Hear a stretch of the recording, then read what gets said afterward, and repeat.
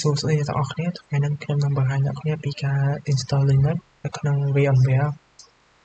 ដោយដំបូងយើងធ្វើការចុចលើ Create New Virtual Machine តាមមកធ្វើការចុច Next ចំពោះខាងនេះយកខាងក្រោមដើម្បីដាក់នៅ file ISO តាមក្រោយតាមមកធ្វើការចុចលើ Linux ព្រោះខាងនេះខ្ញុំចង់យក CentOS version 8ហើយធ្វើការចុច Next ព្រោះខាងនេះខ្ញុំសូមធ្វើការដាក់ឈ្មោះ Linux ចំពោះ location ខ្ញុំសូមដាក់ជា default មក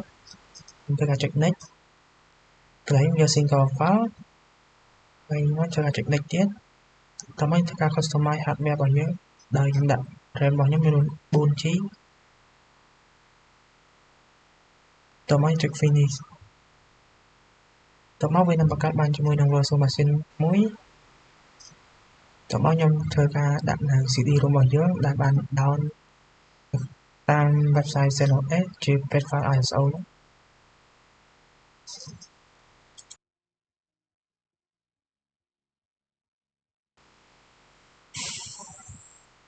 តោះមកយើងធ្វើការបើកវាមក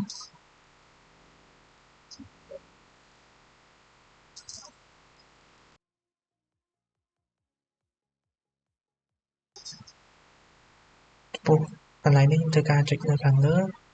install CentOS 10ហើយតោះមកធ្វើការរងចាំវា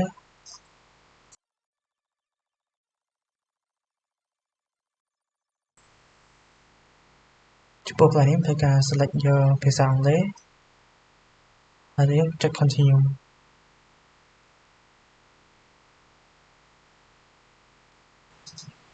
ចំពោះ installation destination យើងអាចធ្វើការ check វាហើយធ្វើការចុចដាំវានឹងបាត់អក្សរក្រហមតោះមកធ្វើការទៅ enable root account ដោយខ្ញុំធ្វើការដាក់ white password ចូល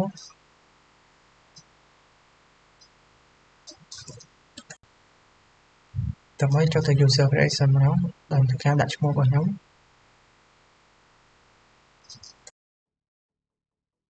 តោះយើងដាក់ឈ្មោះនិង password ហើយយើងធ្វើការចុចដាំមកបន្តមកទៀតចូលទៅកាន់ software selection ដោយយើង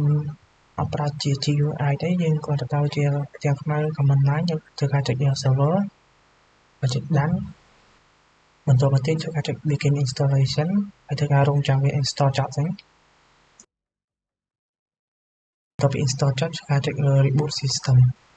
តោះមកធ្វើការរងចាំវាដំណើរការសិន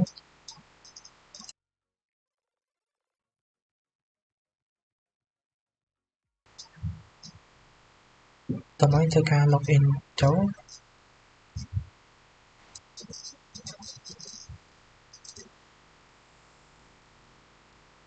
ឥឡូវនេះការ install របស់យើងបានរួចរាល់ហើយសូមអរគុណ